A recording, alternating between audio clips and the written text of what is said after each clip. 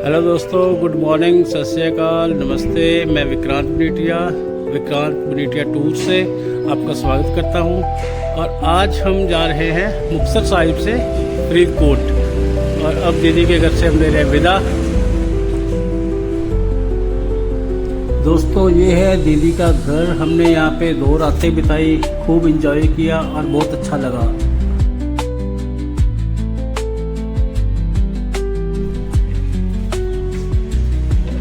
अब आगे का सफर शुरू करते हैं फरीदकोट के लिए।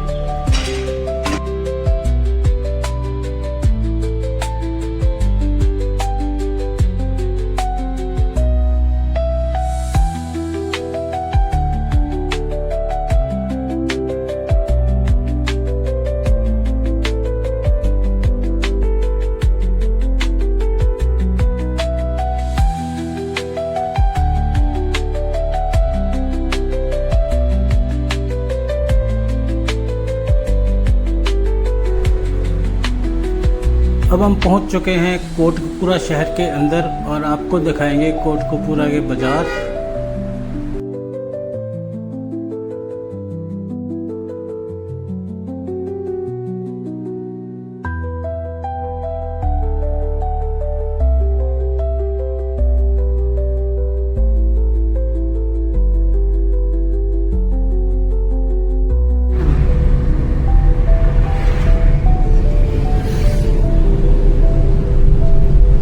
कोटकपूरा से फरीदकोट रोड पर फरीदकोट एंटर होने से पहले आता है गुरुद्वारा गोदली साहिब। दोस्तों, ये एक ऐतिहासिक गुरुद्वारा है, तो आइए चलते हैं गुरुद्वारा साहिब के दर्शन करते हैं। दोस्तों, माना जाता है कि ये गुरुद्वारा साहिब एक ऐतिहासिक गुरुद्वारा है। यहाँ पे गुरु गोबिंद सिंह जी आए थे और उन्होंने एक परिवार को अपने वस्त्र प्रदान किए थे और इसी याद में ये गुरुद्वारा बना हुआ है। दोस्तों, इस गुरुद्वारा साहिब के अंदर 2 दरबार साहिब बने हुए हैं। एक ऐतिहासिक दरबार साहिब है जो कि पुराना है और एक दरबार साहिब जो अभी नया बनाया गया है।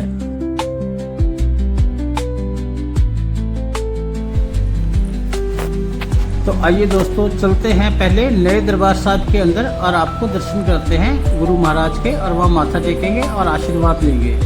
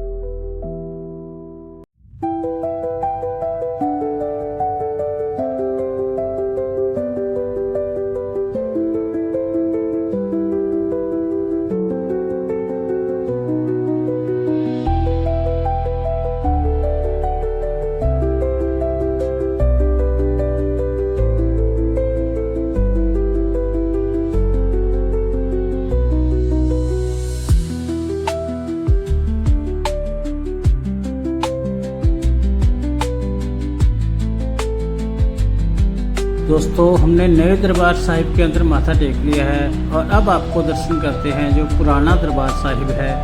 और यहाँ पे भी हम गुरुजी के आगे नतमस्तक होंगे और उनके आगे माथा टेकेंगे और गुरुजी का आशीर्वाद लेंगे।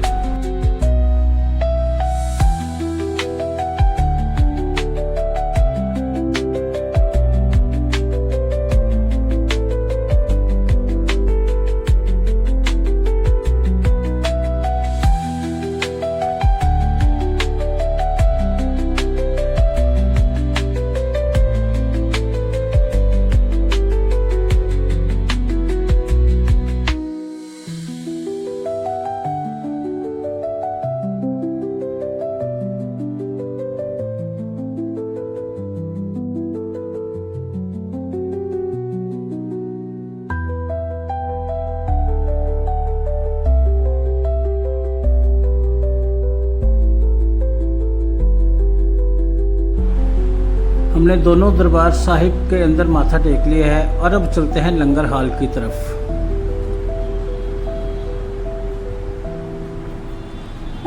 दोस्तों अब आप देख रहे हैं गुरुद्वारा गोदड़ी साहब का लंगर हाल, और यहाँ पे इस टाइम संगत जो है वो लंगर छक रही है। हमने भी लंगर प्रसाद ले लिया है और लंगर छक के बहुत ही आनंद मिला, मन को बहुत ही शांति मिली।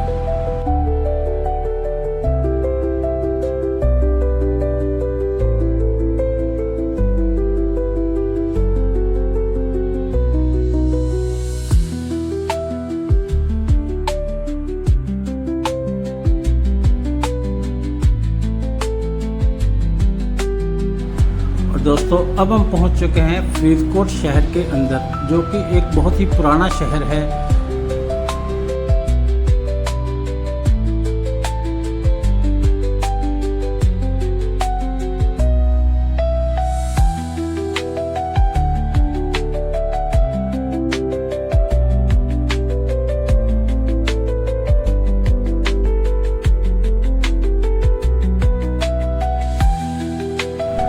दोस्तों ये जो आप इमारत देख रहे हैं, ये राजाओं महाराजाओं द्वारा बनाया गया अस्पताल है, और अब इसके अंदर कोई सरकारी कार्यालय है, लेकिन अंदर जाना मना है, इसलिए ये इमारत हम आपको बाहर से ही दिखा रहे हैं।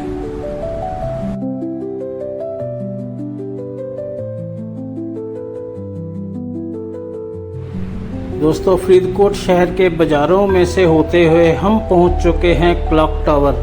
ये जो आप सामने इमारत देख रहे हैं, ये फरीदकोट का क्लॉक टावर है और ये बहुत पुरानी इमारत है।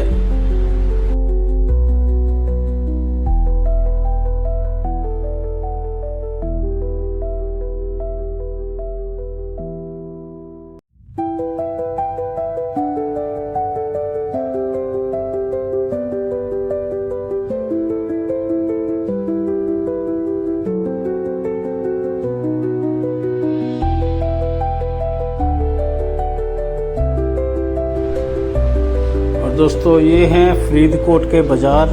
बहुत ही सादा सा माहौल है, कोई दिखावा नहीं है, और यहाँ आके बड़ा अच्छा लग रहा है। रौनकें हैं चारों तरफ, और हम बाज़ार में से होते हुए जाएंगे यहाँ फरीदकोट का किला देखने, जिसे किला मुबारक के नाम से भी जाना जाता है।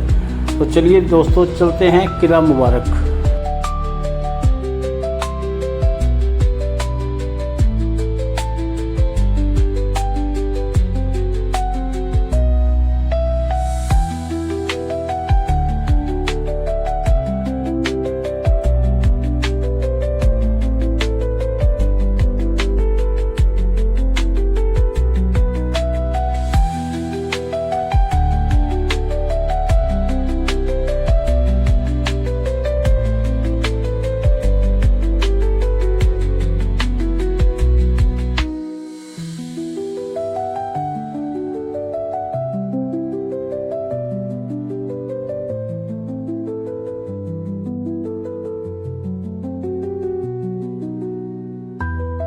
फरीदकोट का किला, जिसे किला मुबारक के नाम से भी जाना जाता है।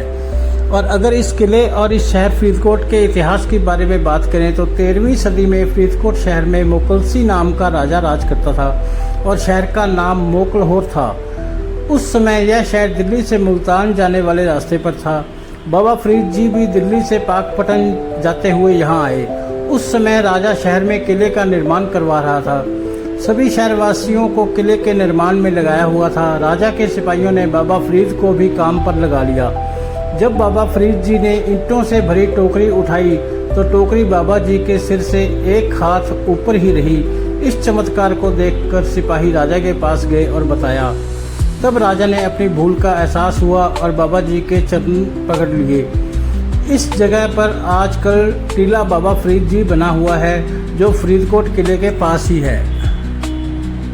दोस्तों फरीदकोट का किला देखने के बाद अब हम आ चुके हैं टीला बाबा फरीद, और अब आप दर्शन करेंगे टीला बाबा फरीद जी के स्थान पे। दोस्तों ये वही स्थान है जहां बाबा फरीद जी ने 40 दिन की तपस्या की थी, और जिनके नाम पे इस शहर का नाम मोकलहोर से फरीदकोट पड़ गया।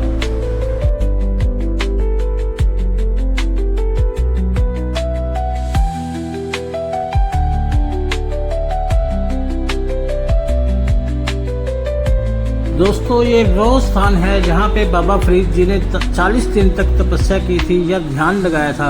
और दोस्तों ये भी माना जाता है कि यहाँ पे एक ऐसा पेड़ था जिससे बाबा फरीद जी हाथ साफ किया करते थे और उस पेड़ पे बाबा जी की उंगलियों के निशान बने हुए हैं। वो लकड़ी का टुकड़ा आज भी इस जगह पे संभाल के रखा हुआ है, उसके भी आपको दर्शन कराएंगे।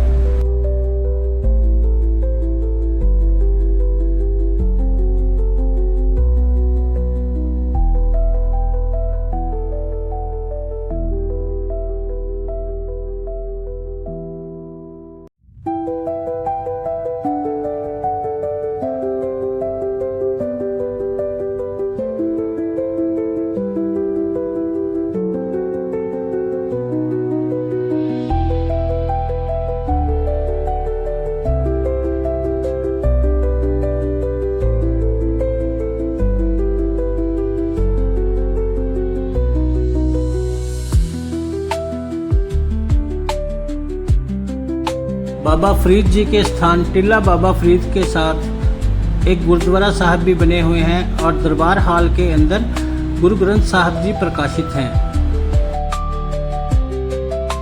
दोस्तों ये वही लकड़ी का टुकड़ा है जिस पे बाबा फरीद की उंगलियों के निशान हैं।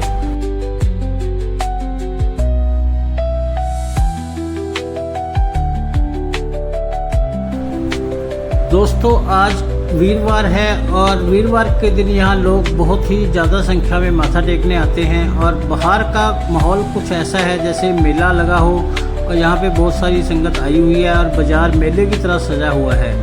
दोस्तों फरीदकोट रियासत की स्थापना राजा भूषण के वंशज बराड़ वंश द्वारा की गई थी। 1763 में सरदार हमीर सिंह ने इसे प्रमुख रियासत बनाया और 1947 तक फरीदकोट एक रियासत थी जो अपनी संस्कृति के लिए जानी जाती थी। यहाँ के अंतिम शासक राजा हरिंदर सिंह थे। दोस्तों फरीदकोट का जो इलाका है ये किसी टाइम में महाराजा रणजीत सिंह की रियासत का भी हिस्सा रहा है। दोस्तों 1948 में फरीदकोट रियासत को भारत के नए संघ में शामिल किया गया और ये पेप्सू का हिस्सा बन गया जो बाद में पंजाब राज्य में मिल गया।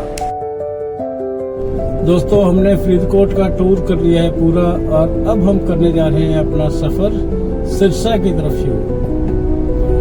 आप लोग बताइए आपको ये वीडियो कैसी लगी। अगर आपको हमारी वीडियो अच्छी लगी तो इसे लाइक करें और शेयर करें और हमारे चैनल को सब्सक्राइब करना ना भूलें। जय हिंद जय भारत।